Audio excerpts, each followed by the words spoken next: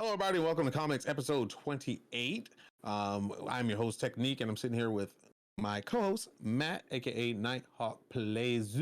How's it going, man? I'm doing well, man. Happy weekend. Happy almost Christmas and New Year. Yeah. But I'm doing well, man. I'm doing well. How about yourself? How was your week?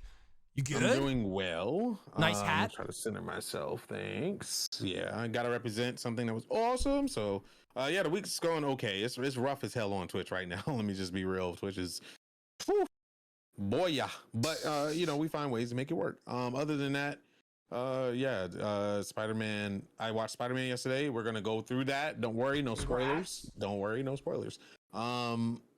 It was fucking phenomenal. Like, probably definitely one of the best Marvel films ever made, and definitely the best Spider-Man film ever made. Wow, okay.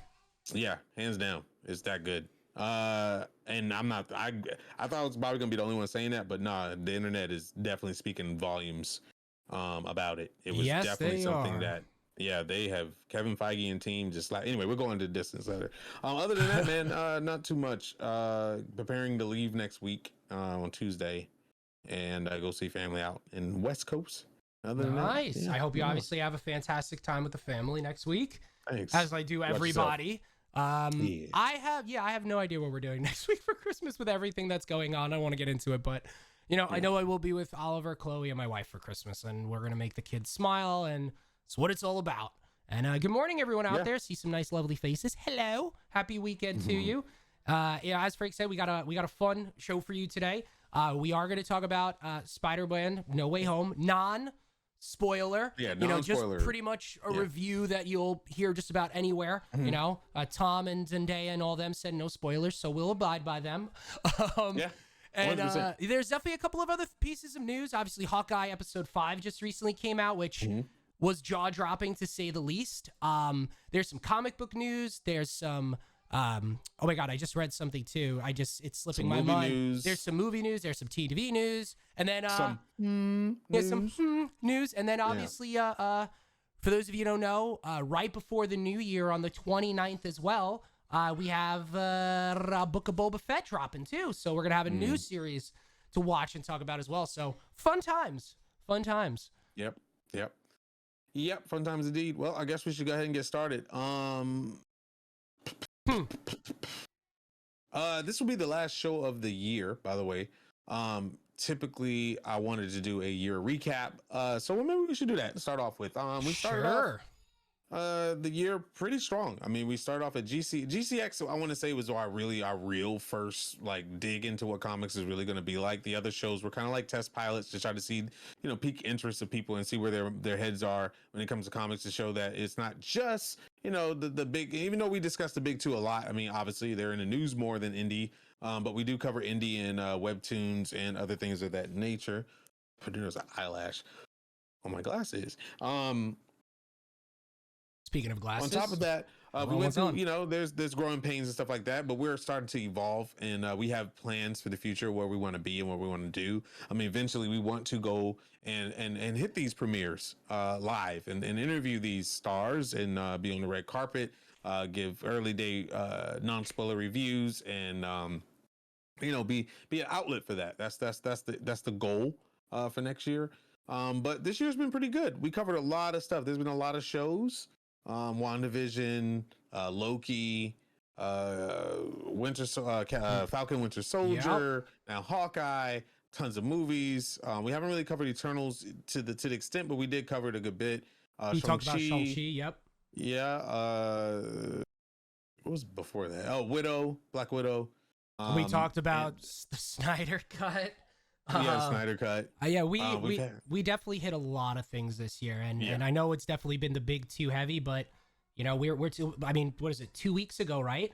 We talked to your friend Will and his partner with Will and Charles Soule. Yeah, I mean, and I know they're Snyder. Yeah, and they're big with obviously Star Wars amongst other things, but Scott Snyder as well. We were talking about their own publishing, the things that they're Mark creating Thompson. that is new, which was awesome. You geeked out with Mark, as we both did. Yeah, geeked out with Mark. It was awesome. Yeah, it was awesome.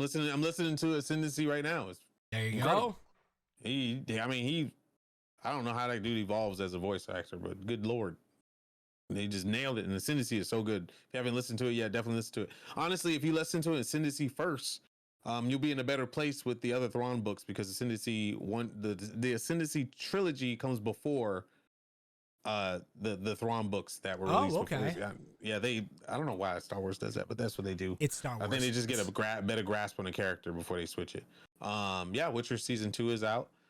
We really haven't gone through Witcher. I fell asleep during Witcher season 1 multiple times, so I have to go back and like watch it. Yeah, it wasn't the first couple episodes were entertaining. When Geralt was fighting in the village, that was probably the coolest shit I've seen. Oh yeah, that was fun. But other than that, I was just snore fest. I have to go back and watch it again, maybe midday with coffee in hand. Not 2 a.m. Maybe I'll see what everybody's freaking out about. But I mean, season 2 looks dope. I mean, Henry's a hunk of a man, and he does his job well. I mean, I'm there for Henry at the end of the day. But the cast is expanding, and they got some pretty neat people on that cast. I still don't feel like Ciri is a good fit, but whatever. Maybe she'll surprise us in season 2. I think why I love Henry so much is not just in Superman, but in this as well. Like, he loves these type of worlds that he's living in. He's a geek like us, right? Like he plays computer games. I mean, Graham Norton is getting some crap for him going at his geekdom. A couple of weeks ago, like that was, anyway. And I love this show, but that's a whole nother conversation. But yeah, I mean, Henry Cavill, it's awesome to see these actors and actresses. Tom Holland, most recently, even Andrew Garfield was a big Spider-Man fan, but obviously that didn't work out in his favor. But Tom Holland, you have Henry Cavill, amongst other mainstream actors and actresses playing these larger than life characters that they grew up loving or reading or diving into. And it's cool seeing that side of them. And it's not just, I'm just going to play this character, whatever. I'm a good actor, actress, and whatever. It's pretty dope to see. But to go to your point before, Ben, I'm absolutely excited and on board and want to see what we could do with getting to premieres, having these interviews, because now more than ever, you look at TikTok, you look at this media that we live inside. These people are going to the premieres. They're going these interviews. They're taking over shows, and we're right on the cusp of it. And not to toot our own horn, I think we're doing great. So there's no reason why we don't next year. I don't discredit people, but there's hosts out there that I've hosted with that are doing that are working for Marvel now, and I'm just like, be out there. So there's things that we'll go into more detail about Tom Holland and stuff like that. Like I said, no spoiler alert, but we'll be harping on the fandom of Tom Holland and Zendaya and how and even Jacob, and how they really, really breathe life into a series that was in trouble for a while, going through a curse event. Let's go into it. New comic announcements and stuff. Let's talk about the elephant, the bat in the room, Morbius. Oh yeah. They went dark for a long time, and for a good thing. I saw the trailer. The new trailer is out. If you haven't seen it, it was a part of No Way Home's presentation.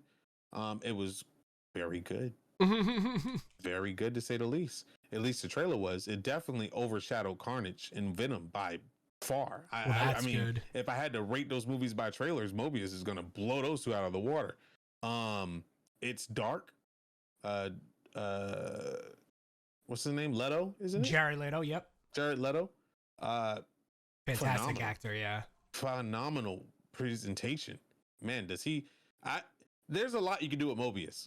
Okay, Morbius could be face painted white with powder and a freaky nose, but man, Sony upped their game. I want to say that Sony had to ask Marvel involvement on this. There's no way it's only Sony Studios, man, because some of the graphical style in the cinematic style screams Marvel, and I like this. I like this joint. I like what Sony is doing. It's like when Marvel's at the head, Sony contributes as much as they can. And when Sony's at the head, it seems like they're asking Marvel to contribute now instead of just making hoopla. I can almost tell a Sony animation team, CG team versus anybody else, because I'm just like, okay, they shortcut this shit. Like, it reminds me of DC. Like, they just do shortcuts. Mobius looks fan-fucking-tastic. Okay, they're dealing with a real life issue. iron deficiency in the body, leads to weakness. And a lot of people have this disease. It's actually a real world event. So now they relate. So now Sony is like doing a smart thing. Now they're relating to a real world event. It's relatable.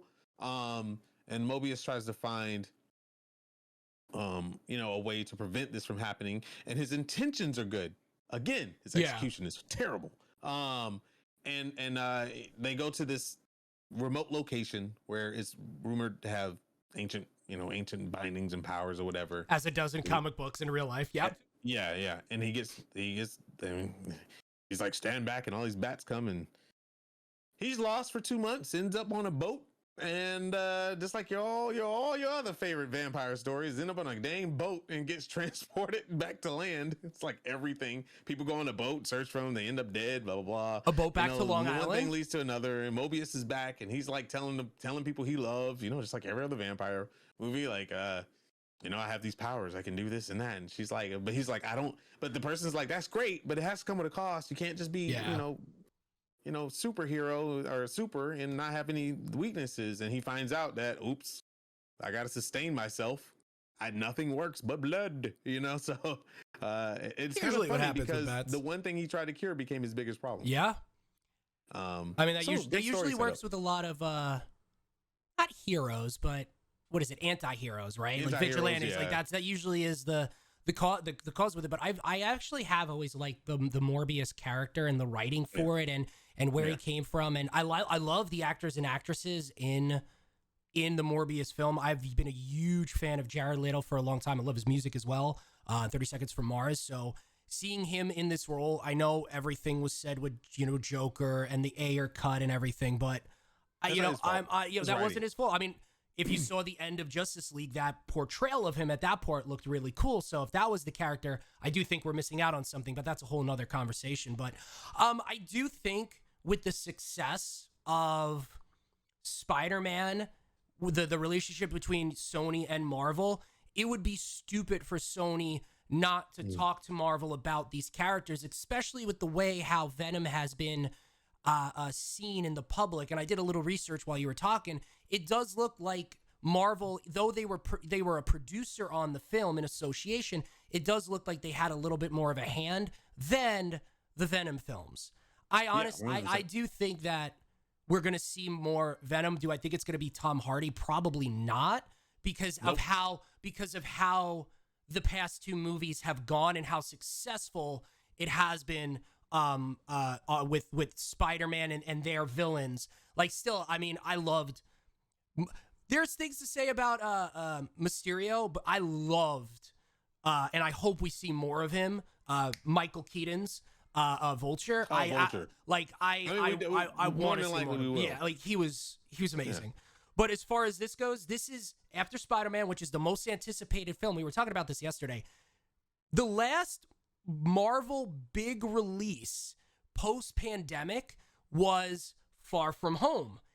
Mm-hmm. Now, yes, we have had Shang-Chi, we have had Eternals most recently, but this during the pandemic, post-pandemic, what do you call it? Like, this is the big film, and right now, it's showing. People are going out for it. Yeah, huge.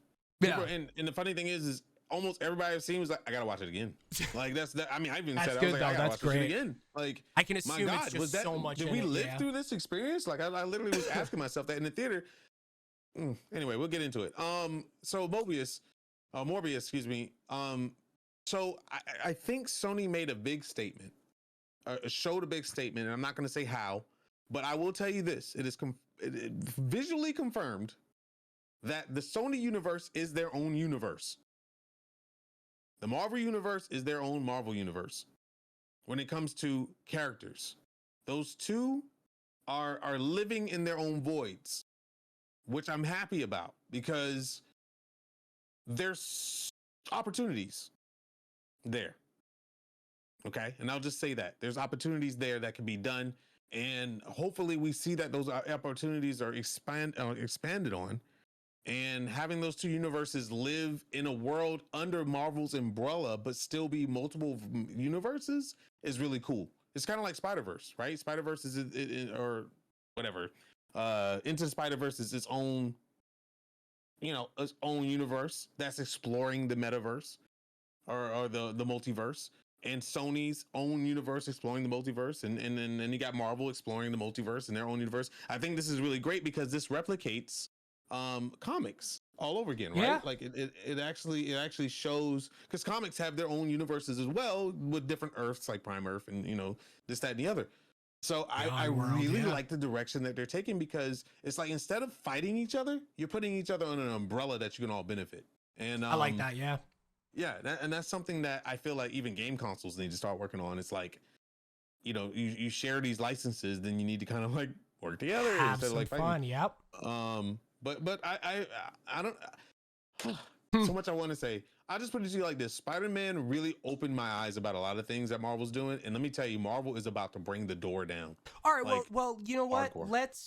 Let's expand on what you said and then get into the non-spoiler review. So actually, it was you made something ring in my head, and I'm gonna see it. It may be spoilers, so we may have to talk about it next time. So prior to the initial trailer for No Way Home, Sony's universe was called Sony Pictures Universe of Marvel Characters. A mouthful. And now it's simply stated Sony's Spider-Man universe. And I'm kind of getting a feel of what you're saying and what you're going for to make sense, because now you have the MCU and you have Sony's Spider-Man universe. Yep. So whether or not we expand on that or not, let's talk about. Let's. It's in the trailer. This is the Spider-Man part. I'm not gonna give you anything movie related, but Pause. Got to go through in my head what I want to say. Yeah. Only looking at the trailer. Okay. Only looking at the trailer of Morbius. There's nothing to do with Spider-Man No Way From Home. Okay. We may not have seen the last of Sam Raimi's Spider-Man. Okay? Okay, that makes sense. Because in Morbius, he's walking past a poster that has murderer on it, and it's Tobey Maguire's outfit, Spider-Man, the whole nine yards. So you could tell the outfit very, very distinctly because the webbing is raised on the suit. So we may not have seen the last of Tobey because of that. And I'll just leave it at that. And a lot of people thought that was Tom Holland's Spider-Man because of the whole theme of the movie, which you know what it is because you've seen the past movie.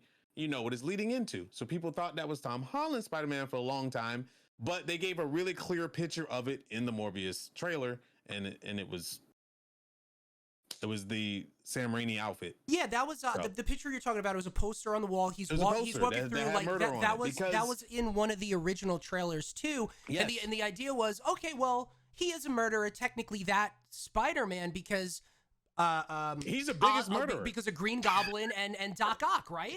And then Harry, and then like he is the biggest murderer for sure. Spider-Man killed everybody he was with. Like everybody died around him, besides MJ. Everybody died. So it's just like, okay, Doc Ock, fucking Norman Osborn, his best friend, like everybody died. So he is a murderer. I mean, it's essentially that. He let rage take over and he killed people. Essentially, when he could have saved them. So the great power comes great responsibility. You didn't really listen to that shit. So there's that. And so going into Tom Holland, Tom Holland was a fan of Spider-Man ever since he was like 9 years old, even earlier. Yeah. There's pictures of him in Spider-Man outfits with his brothers. This was literally a dream come true for him. And you can tell he breathes life. I think the reason why Tom Holland is my favorite is he nails Peter Parker to a point where it's so close to the comic, it's natural for him. Yeah. And I don't want to give him, like, I give him 90% of the credit. I think 10% of that credit is there because of what Tobey Maguire and Andrew Garfield has already contributed to the Spider-Man universe to give him a little balance in between. What to do, what not to do, yeah. Right. Andrew Garfield is the amazing Spider-Man. Tobey Maguire is the spectacular Spider-Man, and Tom Holland is the ultimate Spider-Man. If we had to break it down into brackets, and Tom Holland, being the great actor he is, really took notes from them. You could tell, and it really helped him flesh out how his Spider-Man was going to be. And I think the thing that he does well is he doesn't try to be them. He tries to be his own, and he really, really sets those boundaries And I believe the world created around Tom Holland's Spider-Man is just phenomenal with Aunt May. I mean, even in relationship with Happy, John Ferrero, and I forgot Aunt May's name. Oh, she's my cousin Vinny. Oh my God, what is her name? She's so gorgeous, and I mean, she wears her age very, very well, and she's very, very. I think she's anyway. I think she's perfect having a younger Aunt May. A lot of people were like, "Oh my God, I don't know about this." You know, I think she's perfect for Tom Holland's Marissa Spider-Man Tomei. because, yeah, and it's very smart that they went with a younger Aunt May instead of an older one because We Tom Holland's had two very older young ones. in the Yep. game. He's in high school, and it makes sense for her to be young and sporadic. Zendaya just, oh my God, that girl can act her ass off. Like, She's so good. having those two on screen together and seeing their chemistry since they're already a couple, it just added spice to their relationship. And when you watch the movie, you'll see what I mean. It's like, you know how scenes are kind of awkward? Like Andrew Garfield and Emma Stone's Yes. kissing was kind of okay. You know, And which is weird because it became a thing. Yeah. They became a thing after the fact, you know, which typically happens. But man, Zendaya and Tom Holland are already so smitten with each other, and this has been blossoming for years that they finally gave it a title and went public with it. The amount of respect that he has for her, wow. Like there was even a scene where they were at the premiere, and she has a Spider-Man dress. It's really beautiful, right? I know what you're gonna say. Yep. Yeah, and it's kind of revealing, but you know, the spots that are revealing are covered. And you know, sometimes you gotta adjust. He stood in front of her just for her to adjust. He's a gentleman. He's chivalrous. He's I mean, for 20, what did we say? I think she's the older one. So I think she's 25, he's 24, or like a year. You know, they're the perfect age. They lived through one of the biggest, I mean, 3 of the biggest movies, and she did Dune, and now he's doing Uncharted. Like they've done everything, which is insane show, by the way. Big. Like they are the perfect. They're really good. Hollywood and they couple, like and they compliment. Yep. She's the more experienced superstar. Yes. You know, even though he's been in the game, in her shadow, and she's not living in his shadow. Yeah. How great is that? You know? And it's crazy because he's been in the game just as long with what was it, Billy? No, but he was in the movie Billy Elliot. He was the star of the kid in the movie, and Billy Elliot. So he actually had a start. He did Broadway. He did a bunch of UK stuff, but she's been with Disney and kind of just rolling through it the entire time. Yeah. And she sings, by the way, very freaking well. She does, yeah. Which I believe she's even working on an album right now. Friends with Taylor Swift probably can't be easy. Yeah, it's all over the place. And oh my God, I just get butterflies every time I see them together. And I literally scour the earth to see them in their natural element together because it's just so goddamn cute. It's like watching Peter Parker and MJ all over again, even in real life, because Entertainment News was doing an interview with Tom. Tom paused the freaking interview because he heard that his woman was coming. That's incredible. People started screaming. He's like, "That's Zendaya." He's like fanboying over somebody he's with every day. And he's like, "I'm so sorry." And he like looks, and she's like, "No, I'm here with you. I want to see what she's wearing." He's just like, "Wow, you know, that's gotta be for her." And it's just seeing his excitement with her just brings that element into the movie as well. And oh my God, I get goosebumps thinking about the scenes. And it's been going on for so long too, which is really, really nice because and it's a very healthy relationship. It's a healthy they really relationship. Enjoy each other. It's no behind the scenes type shit where they're just arguing and yelling. I'm pretty sure they bump heads maybe once in a while. I mean, who doesn't? But every interview they're on, they're finishing each other's sentences. They're saying the same thing. She's looking at him when he's not looking. He spider senses her. And you know, and he's looking at her, the way they look at each other, just melting into each other's eyes. And the reason why I'm harping on this is because it adds so much flavor to the movie. Oh yeah, you will see it when you watch it. You will be like, there's a scene, I'll say towards the end, and that's all I'll say, towards the end of the movie, where you're just going to be like the whole time, because it's just like, damn. You can't pull that off with just acting. There has to be something there to really pull those heartstrings. And man, they do such a freaking job. And I don't want to just put the spotlight on Zendaya and Tom, even though they're pretty much, you know, the biggest stars of it. Jacob, the guy that plays Ned, he's fantastic. He's so lovable. He's such a teddy bear. He's hilarious. He's funny. They bring in his culture finally. Cool. He is, he is Team mix Filipino. Oh, Filipino. Okay. And they bring in a culture and they don't help us with it. Thank God my wife was there. She understood what was going on. They did that. Okay. But she was laughing so hard at a scene. They have his grandmother in the scene. Grandmother. I was so happy. And she just speaks Filipino the whole time. That's cool. It was so true to the culture. And that's so beautiful. And it really warms my heart because I'm just like, yes, they're thinking about this shit. We don't know where Ned comes from. Like we just know he's there and he's annoying as shit sometimes. Yeah, he's lovable. We got where Peter was from in the first movie, of course, and throughout because it's Peter Parker. We got where MJ. Zendaya, excuse me. Well, we got where MJ was from, Zendaya, in the first movie with Vulture. Yeah. Not necessarily where she's from, but kind of like not physically where she's from, Zendaya, but where she's from. The other girl, I forgot. And then his girlfriend in that was. We saw her family. Yeah, and then now you have Ned. It's kind of cool that kind of like each movie and throughout you got a little bit more information about him, and they fleshed out the characters. Where I assume based on everything that they're saying out there, right? Kevin came out the other day. We're actively developing Spider-Man 4, so hopefully we'll see what happens with that, in the future, and if they're going to expand upon it even more. But I do want to actually put on. Excuse me. Where was it? Right. You said it somewhere. Nightshade. A Benless Aunt May never thought it could work. You know what? You said that, and a couple of things went going through my head, and I like how, like even Frank said before, everything that came before him, Tom and John Watts, and this direction for Spider-Man, the home trilogy, we'll call it, right? They saw what they did. Okay, we had two origin scenes. Skip it. With the Uncle Ben dying or his father dying. With great power comes great responsibility. Skip it, right? And they changed it. You had two Aunt Mays with Spider-Man that were, kind of the sage age, like little older by one or two. With Rosemary Harris, who is the older of the three.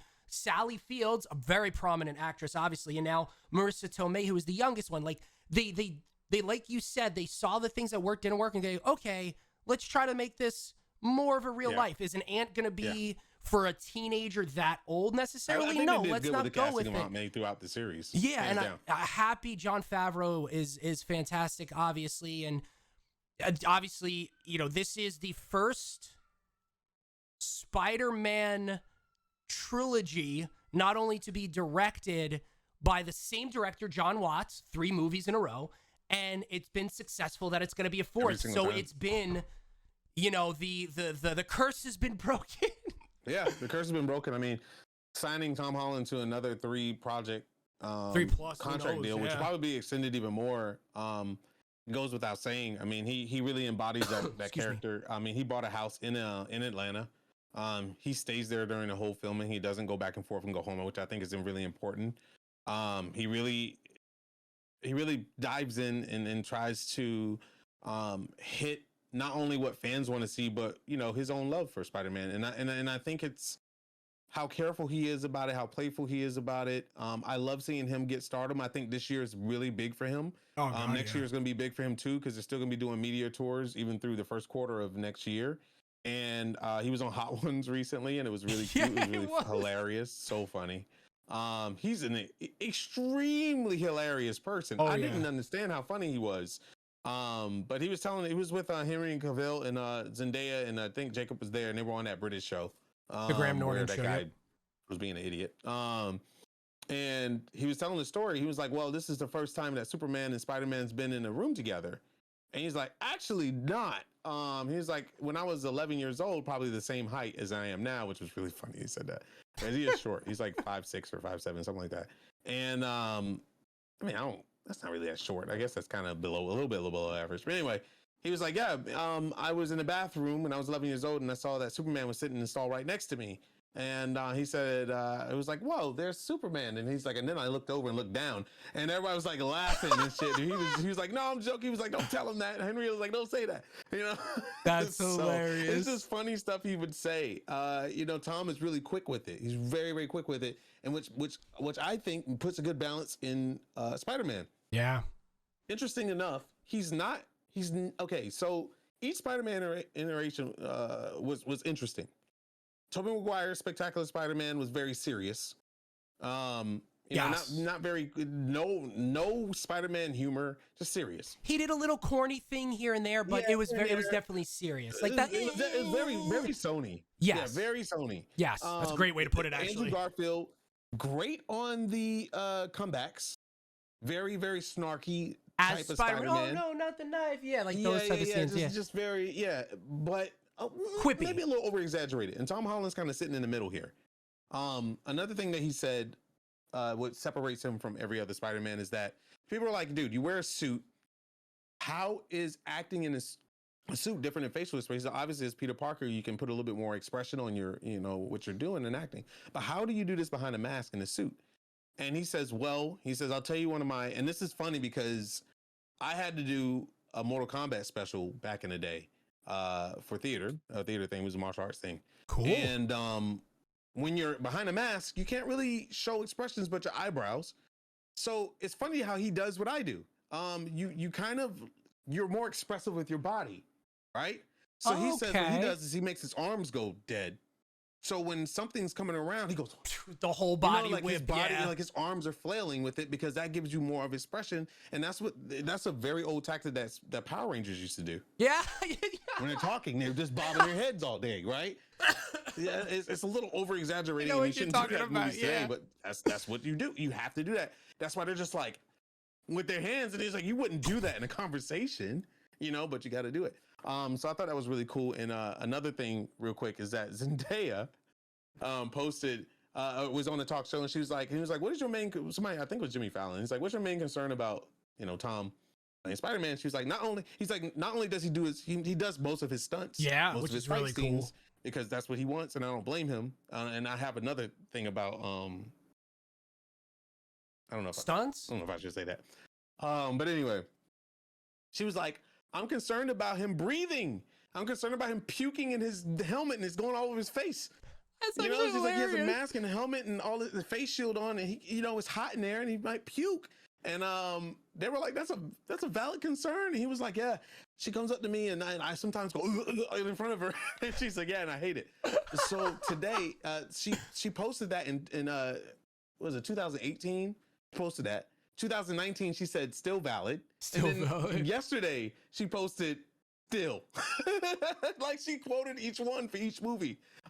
So I thought that was really cute. How they live around this movie, and when they're just really good at marketing and promoting it, because they're not kids, but they're living the dream, man, and they're enjoying it while it lasts. It was just really nice to see. I can go forever about that. Yeah. Spider-Man No Way From Home, phenomenal. Watch it at least once. Watch it multiple times. There's so much information there. Yeah, I have one question. So, because I heard things beforehand. This isn't spoiler. This is more just talking about Spider-Man. You saw Tobey Maguire essentially as soon as he got his suit on and everything, he was Spider-Man. Same thing with Andrew Garfield. He was Spider-Man right away. Yeah.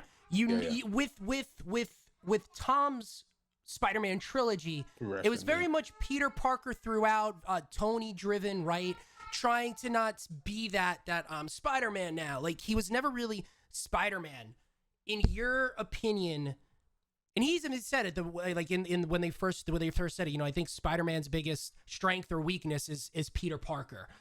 Is he now, do you think at the end of this movie or through this run, that he is Spider-Man? Yeah.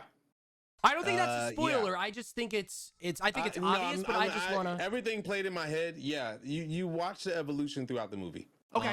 I think it's not a period on a sentence. It's a punctuation.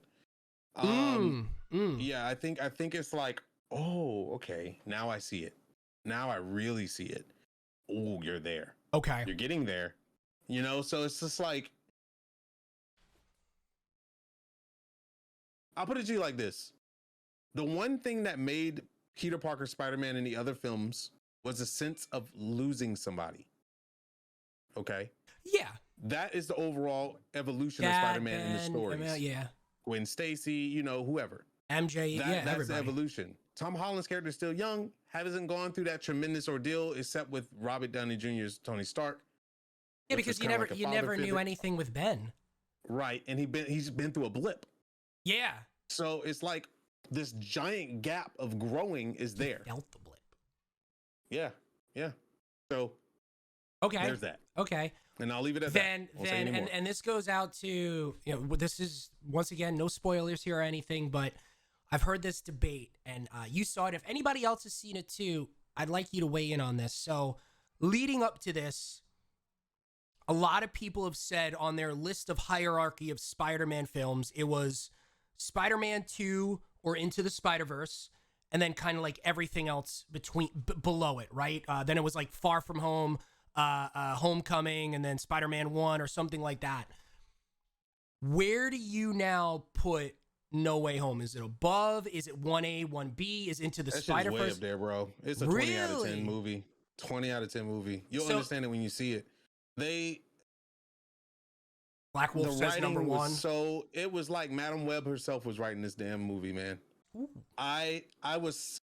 It takes a lot to shut my ass up in a movie. I was silent the whole fucking time. Winter, can you please confirm? My wife will tell you, I will be freaking out about a Marvel. I'll be like, this is this. She was quiet the whole time. The thing, she didn't ask me questions. We were both like, I was sinking in my seat. I cried so many times, my Lord. It was emotion with happiness, sadness. I was tearing up, like all over the place. I was just like, because I know how much. I didn't think my bladder was so filled by the end of that movie. I didn't figure it out until I got home. I was so invested. The theater was very everybody was complaining about the theater. Like I watched, this lady was clipping her damn toenails in the theater. Like I was reading shit like that. There was no disturbances in the theater except for a couple, and those were very warranted. And I won't say why. Cheers. Like cheers. We've all been to those type of movies that something happens like everybody. Yeah. You know, you're like the Endgame Avengers, right? Yes. Yeah. That film was good. That's a good film. And the good thing about it is it's going to lead into even better films because Marvel is finding their style. They're finding their pathway of patterns. And oh my God.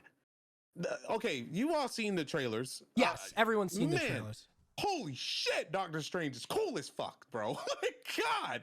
It just got me so excited. I'm getting goosebumps thinking about it, dude. The scene between him and Peter. Wait till you see it. You're going to be sitting on the edge of your seats and like smiling. And oh my God, it's just, it's so good. I want to talk about it so bad. Well, it's just so much good shit. I mean, as Frank said, earlier, this is the last show of the year. We go into Christmas. Happy holidays, everybody. We go into to New Year's Day on the 1st. We'll be back on the 8th. I think the homework for it is by the 8th, we're definitely going to be talking about Spider-Man, it. So, you don't show up because I'm spoiling the fuck out of it. Visually orgasmic. I'm going ham. I mean, but that's great to hear because I know how I compare it to me, right? Your Spider-Man is here, my Superman is here. So we have we have the idea, we have these visions, especially for you when it comes to Miles Morales, right? And Spider-Verse was... I'll say Spider-Verse and Spider-Man 2 was with Doc Ock. Spider-Man 2 was two of my favorite films, and Spider-Man 2 is arguably one of my favorite films, period, just because of how good it was, and that's on a lot of people's lists. So hearing what you're saying, how it blows those other two out of the water and hits the shit out of Spider-Man 2. Like it stomps it by far. And you'll find out why. This film is a collection of years, 20 years in the making this film was. Because people learn how to direct, they learn where to go with it. It all that accumulated to this film. It's literally a pyramid, and this is the pinnacle. And I cannot wait. Now, I will say, Marvel has set the bar so goddamn high. They're going to have problems meeting this. They set the bar high with Endgame, and now you're telling me this? Yeah. Oh, dude, Endgame can't touch this shit. Like, what? Man, I got chill. It can't. I'm telling you, when you see it, you're gonna be like, "What the hell?"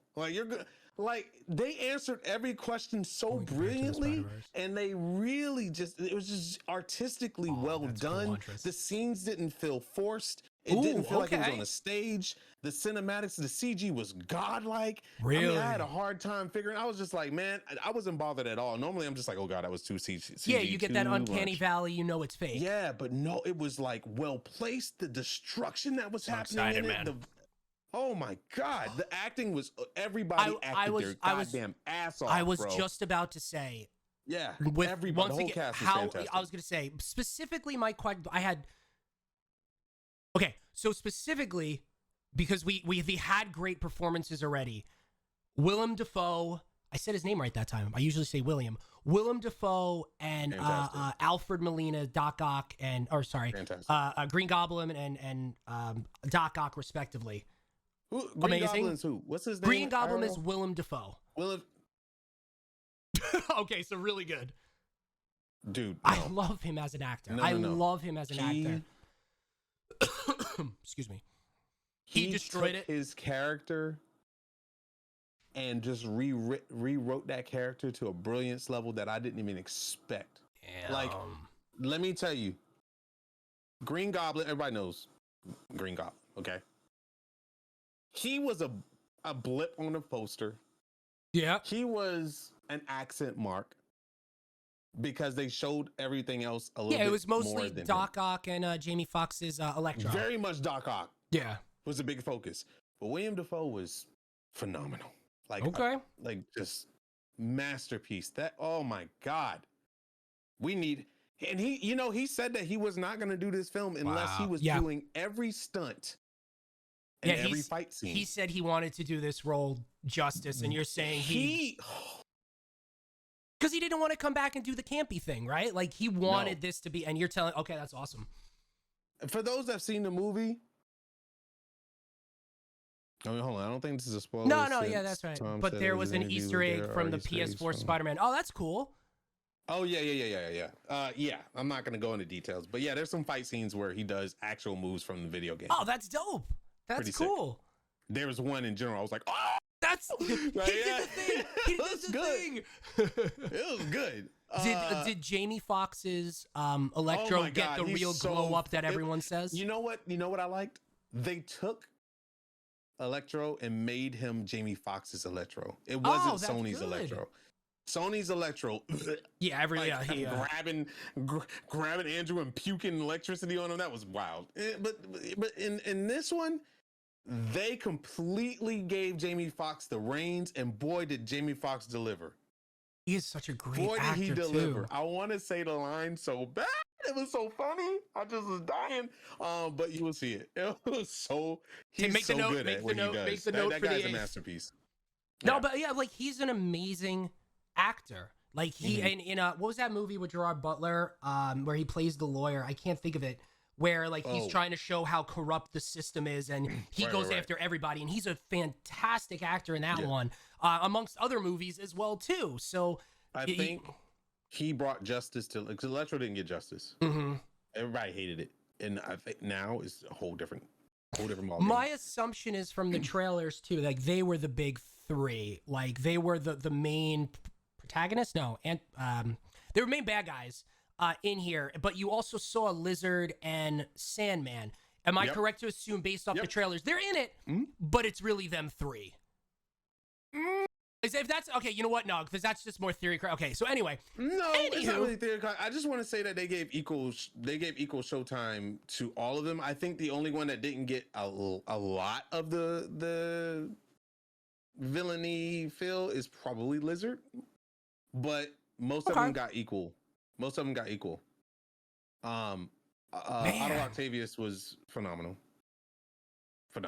I love Alfred Molina. He's the great. whole introduction to Doc Ock. I mean, you pretty much saw it in the trailer. That was really good. That was really good. Wow. Okay. I feel like they took some creative license from Insomniac's Miles Morales Spider-Man in the scene on that bridge. Yeah, I was like, ooh, okay, I got it. I'm gonna watch that closely then. It was good. That was bridge fight was up there with the train. Wow. I don't know about that. I don't know about that. Wait, are you talking about the train scene that we saw in the trailer? Yeah, with Doctor Strange. That was good. That was wild, bro. Okay. That was some wild shit. Oh my God. So the movie was. It made my wife go, "Oh, this is so cool!" Like it was so funny. Yeah, that train scene was wild. So, I don't know. They pulled that shit off. That was a masterpiece. How they pulled that off. So the movie was. The movie was 2.5 hours long. The movie was 2.5 hours long, right? 150 minutes, and that doesn't include the previews. I think that includes the end time and I mean, I assume there was 2. I mean, everyone's kind of saying, hey, there's 2 post-credit scenes. I don't know. We don't know what they are for those who didn't see it. But did it feel like all the way to the end? Did it feel like 2.5 hours? No. No. It felt like an hour and a half. I felt like an hour was gone. Like it wasn't wasted. This movie, I will tell you this. This movie is action-packed from start to finish. You're engrossed in the story the moment it starts. And I will tell you, this is not a spoiler. The movie picks up right where the other one ended. Yeah, they said that. There is a continuous. So I was explaining to Matt that they obviously shot that first part of the movie the same time they shot. Oh yeah. Far From Home, and they blended it seamlessly, and freaking tastic. Just I didn't see a flaw at all in the movie. I mean, it just makes me lost for words how much a studio that's already hitting the bells and whistles can just do so much more. It's like the dedication to detail is surreal. And like they're very, very much. It's like they have an investigator like us, like a super fan that's saying, "But what about this question? Is this where it's supposed to be?" And they're just like, "Yeah, we're gonna take that person and we're gonna make that person happy. The sweaty Cheeto-filled person over there is gonna be extremely happy for what we got to offer. And if nobody else catches it's okay." That's what it feels like. Like honestly, it's like the hyper fan is happy, and the people that don't know what the hell's going on is happy. You know? So wow. It's a phenomenal film, and I can't wait to see what the next film, what they're gonna do with it. Is there any critique that you would give it? Like, hey, this kind of, like the second act or the first act could have been a little bit plot twist. Kevin Feige's so stupid. No, I honestly no. I think the pacing of the movie was perfect. I think they gave us a break from all that. A lot of those big films suffer, like Civil War kind of suffer from this, where it's just like fight scene. I mean, we really don't have time to attach ourselves to anybody. It's just like too much going on, and you got to kind of like say, slow down. I'm trying to pay attention to the movie. I think they have a good slowdown period in Spider-Man to where you get to like feel for Peter Parker, and then you feel the emotions Peter Parker's feeling. It's like you get that emotional roller coaster on a good pace. It's not like you're just like, okay, I don't give a shit about this scene. Let's get back to the fighting. Like you're not saying that. You're just like, oh my God, how is he going to deal with this? Oh my God, what is he going to do? Like, okay, this character was introduced with the huh? So it felt like a good pacing. I'll just put it there. Okay, like that. That's good to hear. Yeah. That is good to hear. Huh. So now I'm wondering, remember when Far From Home came out and they had this scene, I think it was towards the end of the movie, where you saw he was over the bridge and it was the picture of the 1, 2, 3, and then the question mark. And it was like, oh yeah, that's John Watch teasing Fantastic Four, and that's where the Baxter building is and all that stuff.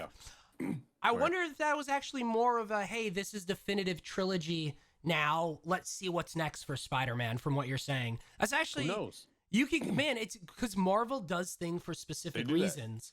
Yep, everything has a reason. Literally everything. Like you're gonna watch this film and be like, holy shit, that's why. Oh, okay. Wow, they handled that well. Like you're really gonna be saying that. And I think they're getting better at answering those questions within the film now, instead of like making you wait years down the line. I think they're getting to that point where it's like, pay attention to what everybody says. There's a lot of Easter eggs. I can imagine. So you're saying vocal cues, and they are like just people talking, and you're gonna be like, "Oh, did I just hear that?" I want to kind of I'll show you this. I don't.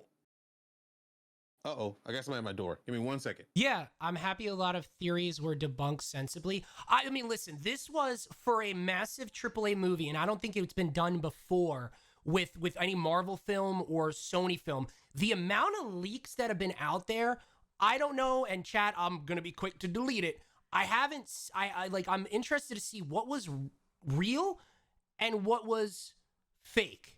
Let's just go with that, right? That's where I'm going with it. You feel his emotion, turmoil in the core. Ooh. I'm happy a lot of theories, except DC. I think they keep, DC. Actually, that is one thing I want to bring up. There is Shazam Fury of the Gods. There's been some new news and information coming out with that in regards to crossovers. Maybe they're finally learning a little bit from Marvel on there. But as far as Marvel goes, this was to cap the end of the year off. We had Shang-Chi, Eternals, and now we're here. I guess one of the questions that I'll have for Frank when he gets back is, we were talking about this last week. Hawkeye is in present day. Spider-Man is from Spider-Man is from months ago, right? So I wonder if there's a time jump to get us to, hey, they're both here now. That would be the one question. I don't think that's spoilery. I think that's something we assume to kind of keep the time and the dates up, because that's what they did with Yelena in Hawkeye as well. So I wonder and hope if we get there. That's kind of the one. But no, all good. One of the questions that I had for last week, and if it's a spoiler, let me know. We talked about it, was there was a differentiation. There was a difference in time between when Hawkeye was taking place, which was essentially present day, just 5 years forward, and Spider-Man being essentially end of summer because of the summer trip at the end of Far From Home. Do we get to a point that we're here now together equally? Hawkeye is definitely after. At the end of Spider-Man, are we here? Or is that a spoiler? No. No. No. I'm gonna say no, but close. Okay. Yeah. But that's good. That's good because it catches up, because we were talking about it last week. It's like, where's Spider-Man during this? Like, is this, we know that his last movie take place in the end. How is everything going on? I mean, this is a great segue. We're going to talk about episode 5 now. Seeing everything that we assume we saw coming out of the trailers. We'll talk about the big spoiler right off. So we'll give you 5 seconds. 5, 4, 3, 2, 1.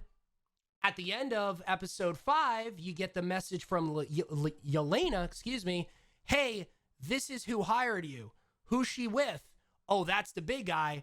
And you see Vincent D'Onofrio's Kingpin.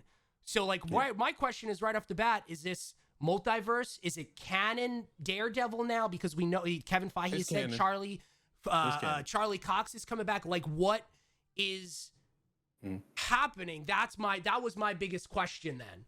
If the effects of whatever in Spider-Man made him here, but if you're saying it's canon, then it's not. Netflix is canon. It hasn't happened in Spider-Man yet. Okay, but it's down the line, and this is definitely 100% canon. So the Kingpin we have here is canon. Charlie Cox is Matt Murdock is canon. That stuff has been 100% told. I mean, already. So I'm not, giving any spoilers or anything or nothing. And I'm happy for it, because there ain't nobody else I want playing Daredevil, and there's no one else I want playing Kingpin. Hawkeye is phenomenal as well. It's a great holiday show. I'm sad that the season's about to be over this week, because that's dumb. Season finale with a bunch of questions. So let's back it up a little bit. Let's backtrack a little bit.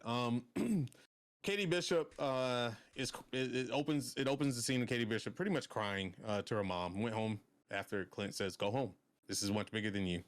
And I think the fact that a widow agent showed up is what's making him say, "Nope, this is absolutely not. I know what they're capable of. You need to go home now. I'm not about to lose you like I lost Natasha. This is over." Sends her home, breaks her heart, because he essentially became her world ever since New York got attacked back in Avengers 1. Yeah.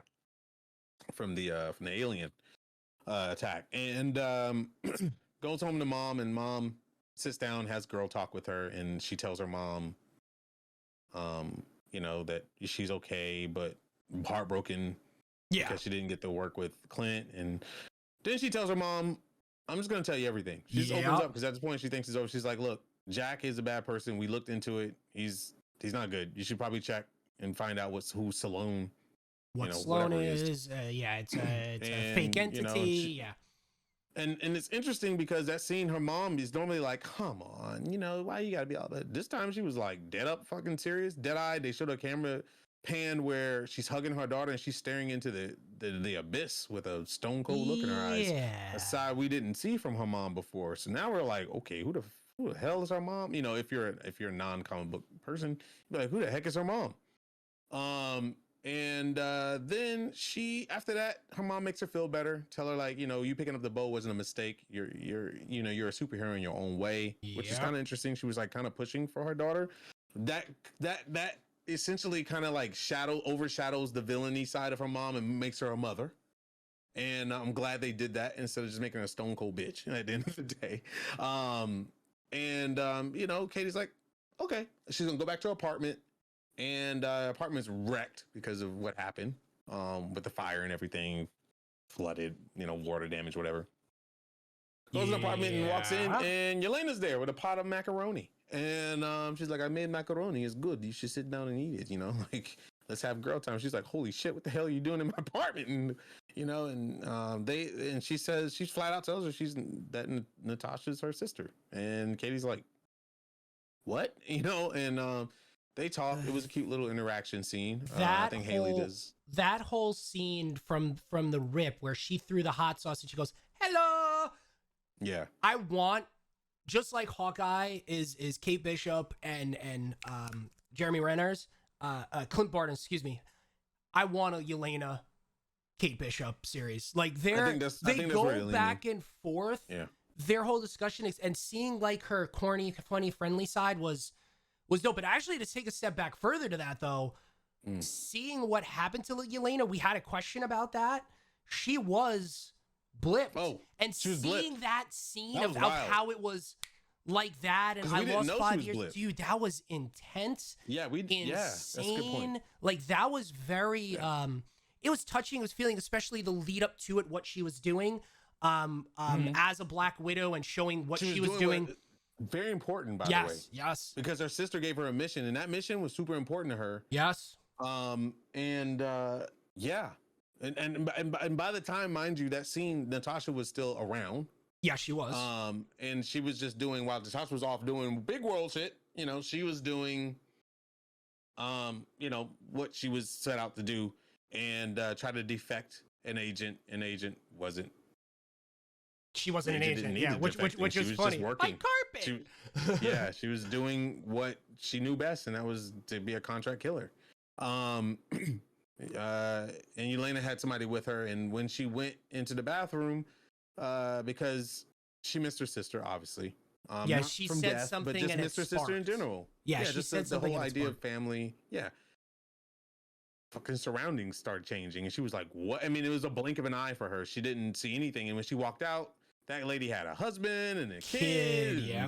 She was like, what are you doing here? But it was weird because she was just like hi, like, what?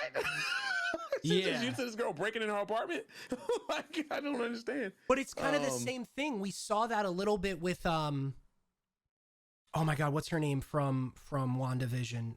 Monica Rambeau.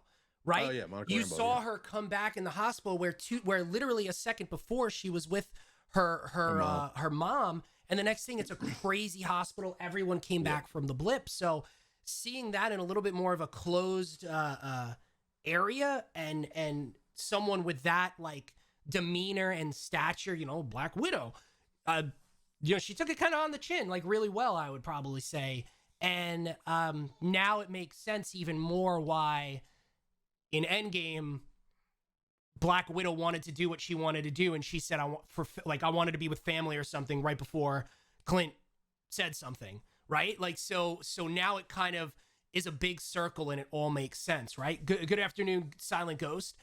And it's interesting to me because she still has no idea what's happening. To kind of fast forward to that conversation, like, as of right now, the only thing that she knows is what Eileen, Claudia, something, Madam Hydra.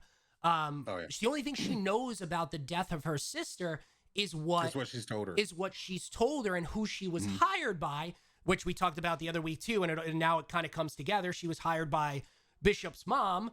That's why she got the photo, because it's a very crazy covert, system, Bishop security. And she she specifically said, because he killed my sister. And we know that's not the case. No one knows. No one knows the details. They know the Avengers saved the world, but specifically in that scenario, they don't know what she gave up. Black Widow, Scarlett Johansson. Natasha, excuse me. They don't know what they gave up, and I really hope that that's a good payoff next week in the episode, because it's interesting. I don't know where they're going to go with it. By the end of the episode, I was a little confused at why Yelena was so invested in Katie Bishop. Because Yelena, the person she is, I mean, I can make an excuse, but I'll start off like this. Yelena, the person she is, she's very direct. She doesn't give a shit about what you say, but it's whatever she believes in. And she believed that Clint killed her sister because he has a lot of blood on his hands, because they proved him as Ronin. He was introduced to her as Ronin more than Hawkeye. Understandable. But by the end of the episode, she took what Katie Bishop said and actually researched before going after Clint. And it was really weird to me that was the case, but I did see a spark of interest in there during that conversation, because Katie was very emotional about Clint and kept hammering on her that he's not what you say he is. He loved her and this, and this, that, and the other. And then she said something about like a trail of blood, and then she said something specifically that I think sparked the interest. Yeah, everybody has, but people can change, this, that, and the other. But I think she kind of hinted at the importance that Natasha was to Clint, and then we got the scene of Clint going up there and calling his wife and pretty much telling her that he has to do what he got to do. Do what he has to do, yeah. And that's become Ronin again for however long he has to end this. In his mind was kill the person that's pursuing him, because once you F with my family, it's over. Like, it's it, And his wife, who I believe is a defected Black Widow agent. I swear. Oh yeah, I really believe his wife's a Black Widow agent, because she's not normal. That woman is not normal. She speaks Russian. Yes, that I loved. She knows the ins and outs. It's not a surprise to her that Kingpin is around. So she's in the loop, and she has a more level head than he does. He's more emotional than she is. And that emotional, what do you call it? Distance, let's just say, that the Black Widows have, that they're really trying to learn to fit back in. She really, really shows it. So it's kind of like pulling me in that direction to think that that's it. That is what it is. You still think his wife is Mockingbird? She's something. I was just about to say that there is something going on with, maybe she's ex-Mockingbird, ex-agent of S.H.I.E.L.D., because of the things. There's a reason why they're together and they work. And she's at home and she knows about the watch and the importance in Russian. There's something there between them, of course. Yeah. And they know, and she knows of Natasha. Like, there's something there with it. Absolutely, for sure. Yeah. I do believe in, whether or not we get a payoff. She knows the love that he has for Natasha. Like that. Oh yeah. That's clear as day. And she's the best partner, period. Oh yeah. So, it's to the point where when the kids are around, she speaks Russian. He understands it flawlessly. Like, it's just glorious. I really love seeing that interaction. I like seeing the family side of Clint.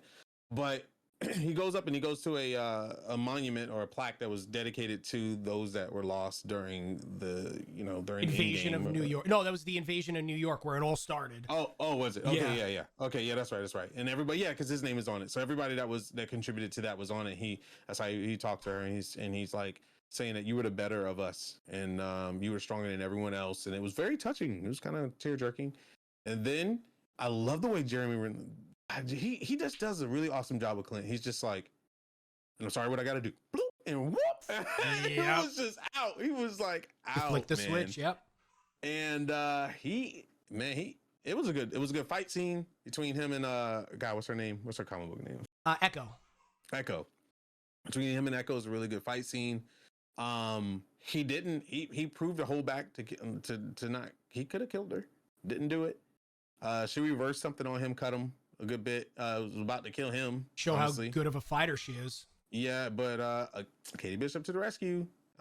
With conviction in her eyes, saves Clint, but Clint didn't leave without telling Echo that you need to recheck your priorities here and know what really happened. I was hired by Kingpin to kill your dad. Yeah. And she was like, no way, you're lying. And this and the other, he was like, she was like, check your friends pretty much before you try to check anybody else. And with that, they left. She let them get away. Let's just put it like she didn't pursue them at all.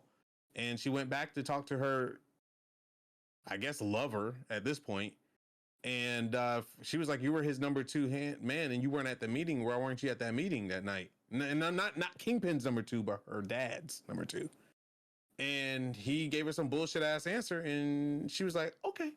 She knew it was bullshit, drove off, and he was freaking out at the end of the episode. He's just like, oh shit, hit the fan. Yeah, the one thing I like about Echo is you saw how she can read people pretty well. She let her emotions get to her in episode 2, but like you've seen the progression of everything that's been happening, the fight, who's that girl she was questioning, meaning Yelena in the last episode on the top. There's something bigger here, something bigger is going on, and yeah, it's going through her head like what is actually happening here. And you know, if you look into the character of Echo, and we know that there's going to be an Echo series, makes me more intrigued of how this is going to end because of the Echo Clint Barton relationship in the comics. And yeah, that was another fantastic episode. It's incredible, man. And great job. And then the caveat at the end being Yelena texting Katie Bishop like, okay, I you know, let me bite. I'll bite on this and see what you're talking about, and I'll investigate this. And then she followed her mom and found out she went into the suite where Mr. Kingpin is, and gave her the evidence. And at the end it ripped her apart, and she says, "Who is this guy?" And Clint's like, "Oh fuck, that's the big guy." Yeah. And then the mean one, Mr. Gray, starts playing, which was absolutely fantastic, by the way. Yeah. Yeah, this is man, it's getting juicy. Man, I love sorry, how we left the part out. Jack got arrested. She turned the wife turned Jack in because he's no longer he's a liability now.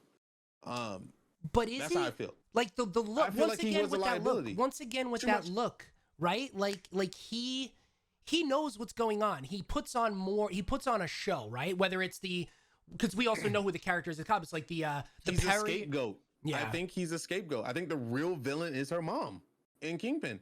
I think he was used as a scapegoat to leash, you know? Yeah. Yeah. I think I think he was a scapegoat. You know damn well, I think at least he knows who Hawkeye was right there. Like I still think Clint and Jack have had a run-in before.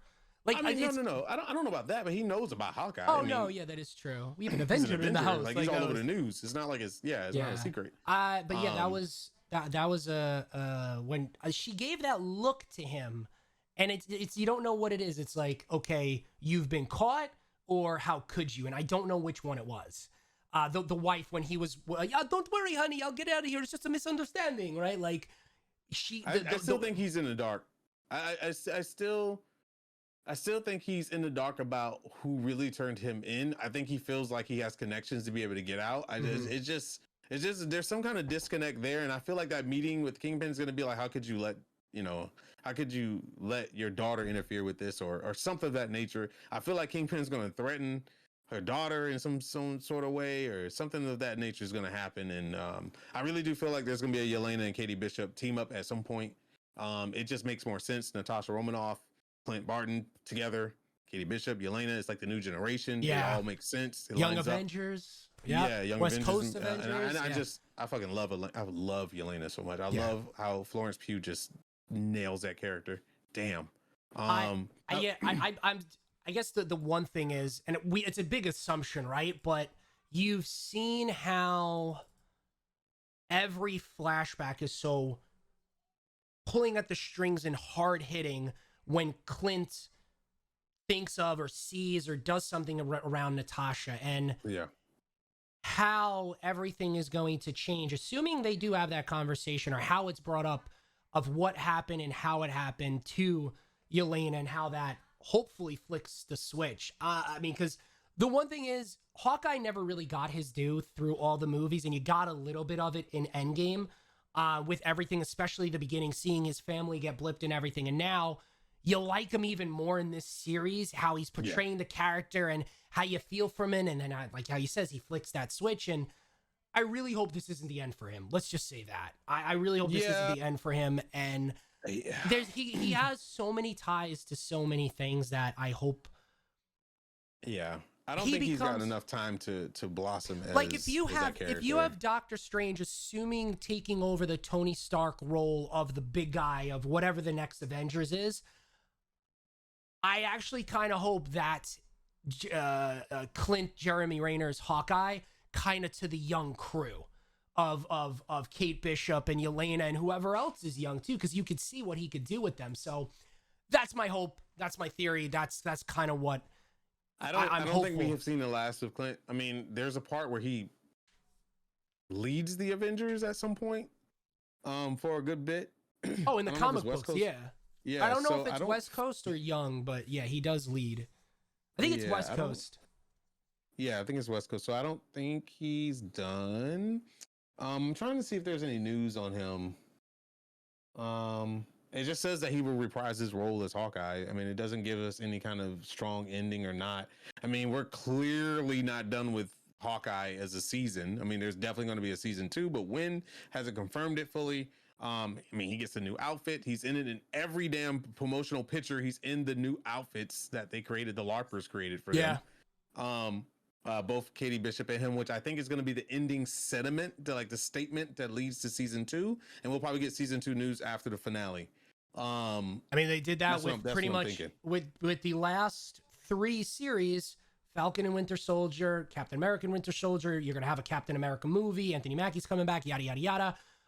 What if we knew about a season 2 even beforehand, and then it was officially announced afterwards?